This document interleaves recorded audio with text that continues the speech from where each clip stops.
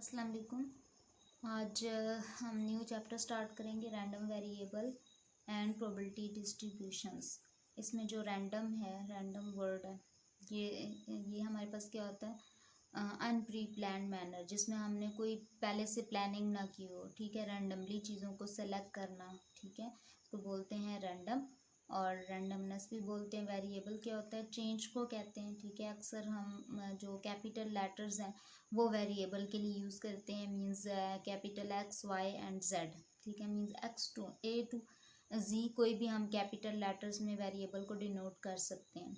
अब इनकी इसमें क्योंकि वैल्यूज़ चेंज होती रहती हैं, एक्स में भी हम डिफरेंट वैल्यूज़ लेते हैं। ठीक है, तो इसलिए हम उसको बोलते हैं वेरिएबल। एंड प्रोबेबिलिटी डिस्ट्रीब्यूशंस, हम यहाँ पे प्रोबेबिलिटी पे बेस करेंगे, कुछ डिस्ट्रीब्यूशन के बारे में बात करेंगे। ठीक है, इसके लिए हम पहले इंट्रोडक्शन थोड़ा सा ले लेते हैं। वर्ड रैंडम हम अक्सर कॉमनली डेली लाइफ में हम यूज़ कर रहे होते हैं। अक्सर इनके मीनिंग के बारे में कुछ लोग इसके मीनिंग के बारे में जानते भी हैं और कुछ नहीं भी जानते, लेकिन फिर भी हम डेली लाइफ में यूज़ कर रहे होते हैं। ठीक है, फॉर एग्ज़ाम्पल कस्टमर इंटर, इसमें कुछ एग्जांपल्स भी हैं। ठीक है, customers enter a shop according to some pre plan,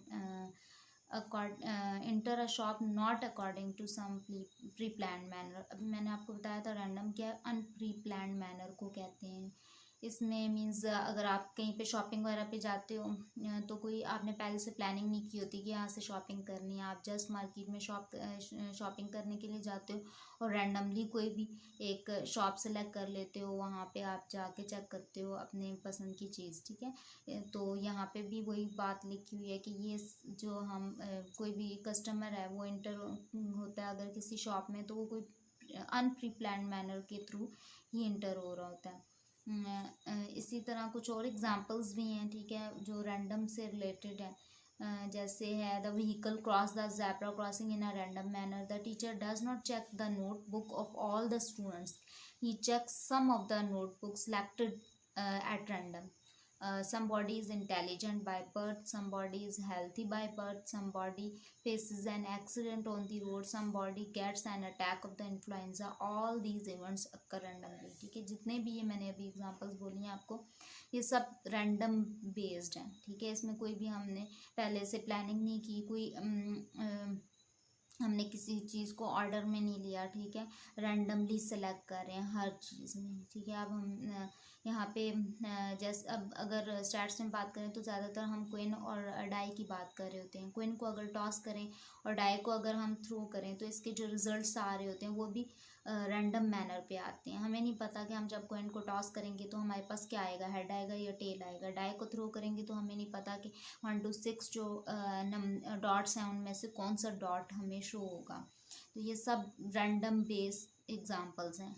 और इसी तरह प्रैक्टिकल लाइफ में जो है वो हमारी जो प्रैक्टिकल लाइफ में कैसे बहुत सी ऐसे सिचुएशंस हैं जो रैंडम नेचर के हैं। ठीक है, अब ये जो इनके रिजल्ट्स हैं अक्सर हम जब बात कर रहे होते हैं, और ये सारी जो चीज़ें इनके जो रिजल्ट्स हैं या ये सब चीज़ें ये किस पे बेस करती हैं, चांस पे बेस करती हैं। ठीक है, और हम यहाँ पे अक्सर जो है वो ये रैंडम हम अक्सर रैंडम नंबर टेबल हमने यहाँ पे अगर बनाना होता है उसको हम अक्सर यूज़ कर रहे होते हैं रैंडम वैल्यूज़ को लेने के लिए। रैंडम नंबर टेबल बनाते हैं तो हम जो है वो लॉटरी मेथड एक अक्सर यूज़ करते हैं। ये बहुत फेमिलियर है। ठीक है, इवन के किड्स के लिए भी, यंग किड्स के लिए भी ये बहुत फेमिलियर वर्ड है लॉटरी मेथड। हम इसको यूज़ कर रहे होते हैं और ये ओल्ड सेंचुरी से चला आ रहा है।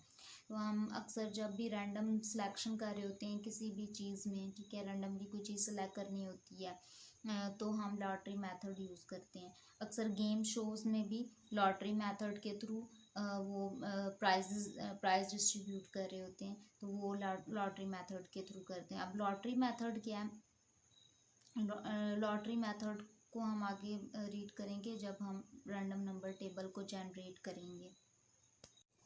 नेक्स्ट हमारे पास आता है generation of random number table. Random number table क्या होता है, रैंडम मैंने आपको बता दिया, रैंडम जो है वो अनप्री प्लान मैनर में कोई भी चीज़ सेलेक्ट करना। ठीक है, नंबर क्या है, नंबर टेबल क्या है, नंबर पे बेस्ड जो टेबल है उसको कहते हैं रैंडम नंबर टेबल। ठीक है, जिसमें रैंडम वैल्यूज़ हो, रैंडम वैल्यूज़ या रैंडम नंबर्स हों, ठीक है, रैंडम नंबर बेस जो टेबल है, ठीक है, उसमें क्या क्या हमारे पास होता है, जो रैंडम नंबर टेबल होता है वो हमारे पास कंटेन कर होता है 10 डिजिट्स पे। इसमें बेसिक 10 डिजिट्स हैं 0 to 9। और वैसे भी जनरली हम देखें तो कोई भी नंबर जो है वो इन जो डिजिट्स हैं इनसे मिलकर बनता है। 0 to 9 डिजिट्स होते हैं, इन्हीं से हमारे पास कोई भी नंबर बन सकता है। अब ये डिजिट्स हम जो इन डिजिट्स को जब हम रीड करते हैं तो कैसे रीड करते हैं, एक तो सिंगली हमने रीड करना होगा, ठीक है, मतलब रैंडम नंबर टेबल में अगर हम नंबर्स को रीड करेंगे तो एक तो हमने डिजिट्स को रीड करना होगा, नंबर को रीड नहीं करना, डिजिट्स को रीड करना। और ये कि हम सिंगल डिजिट रीड करेंगे, ठीक है, मतलब सिंगल डिजिट रीड करेंगे। 4 डिजिट है तो 4 डिजिट वैल्यू देखेंगे, 3 डिजिट वैल्यू देखेंगे, 4 डिजिट वैल्यू देखेंगे। इस तरीके से हम सिंगल वैल्यू रीड करेंगे, ठीक है। और ग्रुप्स में भी हम ले सकते हैं, जैसे अभी मैंने बताया 3 digit 4 digit, and can be read in any order such as down column, up column, across rows and diagonally, ठीक है। अभी मैं आपको एक टेबल दिखाती हूँ, जैसे ये टेबल है, इसमें हमारे पास ये जो टेबल है, ठीक है, इसमें हमारे पास हम इसको ऐसे भी रीड कर सकते हैं 9 8 5 2, ठीक है, 0 1 7 7 6 7, ये हमारे पास डिजिट्स हैं। अगर 2 डिजिट नंबर की बात करें 9 8 है, फिर 5 2 है, 0 1 है, 7 7 है, ठीक है। इसी तरह हम कॉलम वाइज भी इसको रीड कर सकते हैं 9 8 1 1 8 3 8 8, ठीक है। और डायगनली भी हम रीड कर सकते हैं, मतलब हमने नंबर्स जब लेने होंगे तो हम diagonally row across the row भी ले सकते हैं, अक्रॉस द कॉलम भी ले सकते हैं। इसके अलावा डायगनली वैल्यूज़ को भी ले सकते हैं।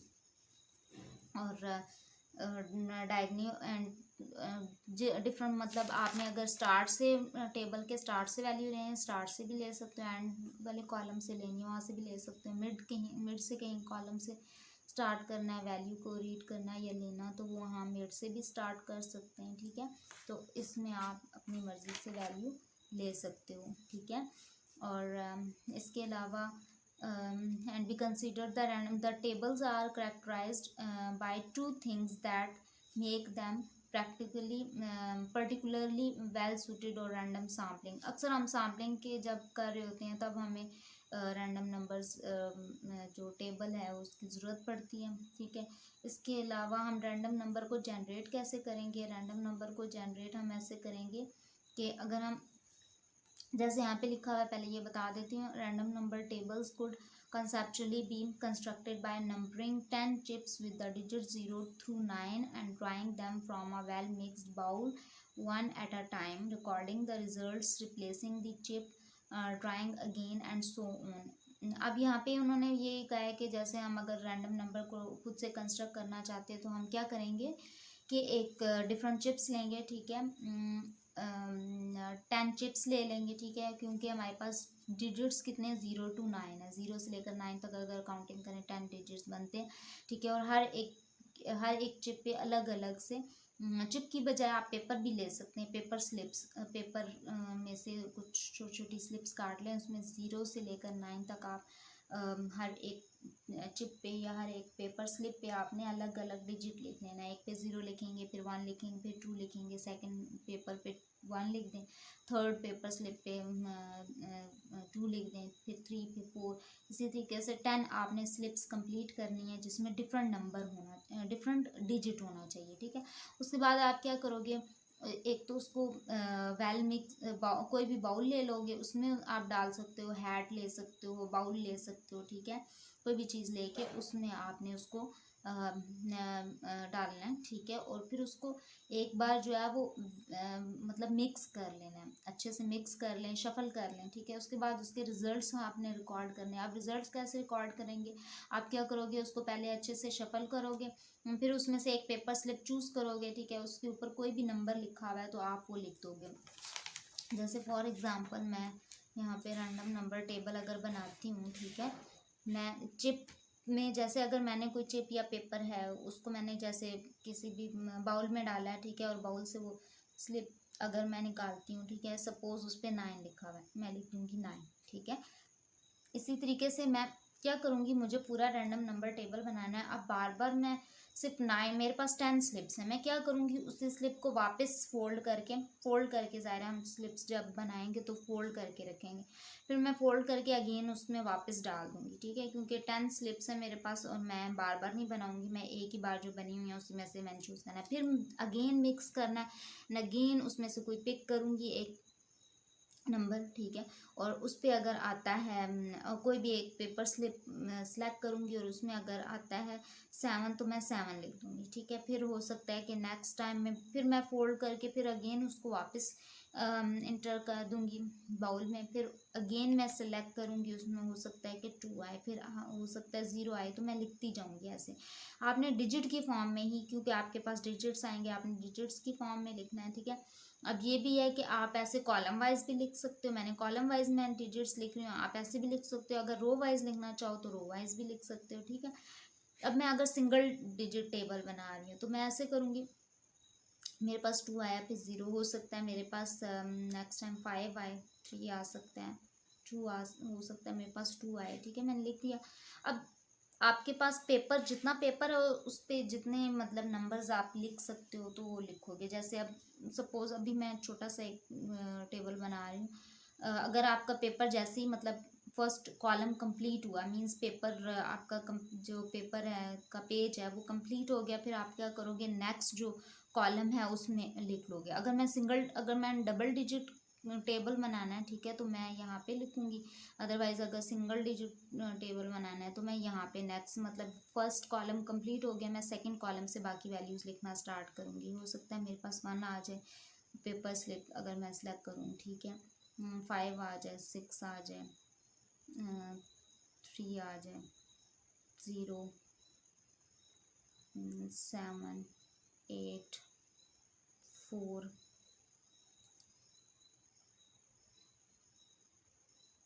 9, 3, 1, 0, 8, 9, ठीक है। ये मैंने एक छोटा सा टेबल बनाया, ठीक है, तो सिंगल डिजिट टेबल हम इसको कह सकते हैं। तो ये ऐसे टेबल बन जाएगा, ठीक है।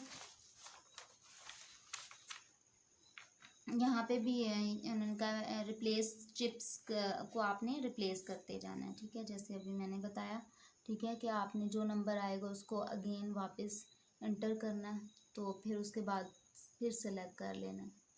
उसी तरीके से drawing again and so on until a number large number of the digits were recorded, means जब तक आपके ज़्यादा से ज़्यादा नंबर आपने डिजिट्स रिकॉर्ड करने हैं, जब ज़्यादा से ज़्यादा नंबर जब तक नहीं रिकॉर्ड हो जाते तब तक आपने इसको कंटिन्यू रखना है। इसी तरीके से हम यहाँ पे और भी डिफरेंट एफिशिएंट मेथड्स यूज़ कर सकते हैं रैंडम नंबर टेबल को जनरेट करने के लिए। जैसे अभी मैंने बाउल का मेथड बताया, ये जो मैंने अभी मेथड बताया ये लॉटरी मेथड है, ठीक है, जिसके थ्रू हमने अभी रैंडम नंबर टेबल मैंने आपको एक जनरेट करके बता दिया कि ये, जैसे मैंने अभी आपको बताया था कि ये रैंडम नंबर टेबल हम ऐसे बना सकते हैं, ठीक है। ये अब आप ज़ाहिर है कि रैंडम नंबर टेबल खुद बना रहे हो, ये जितने मर्जी पेजेस पे आप बनाना चाहो वो बना सकते हो, ठीक है। 3, 4, 5 जितने पेजेस आप बनाना चाहो बना सकते हो, ठीक है। यहाँ पे जो अब जो मॉडर्न दौर है, ठीक है, इसमें क्या होता है, हम कंप्यूटर को भी यूज़ करके, ठीक है, और डिफरेंट इलेक्ट्रॉनिक डिवाइसेस हैं उनको भी यूज़ करके हम रैंडम नंबर टेबल जनरेट कर सकते हैं, ठीक है। और मैं आपको डिफरेंट टेबल्स बता देती हूँ, ठीक है, जो डेवलप किए गए हैं, ठीक है, कुछ सिंगल डिजिट फॉर्म में, कुछ डबल डिजिट की फॉर्म में, डिफरेंट फॉर्म में टेबल जनरेट किए गए हैं।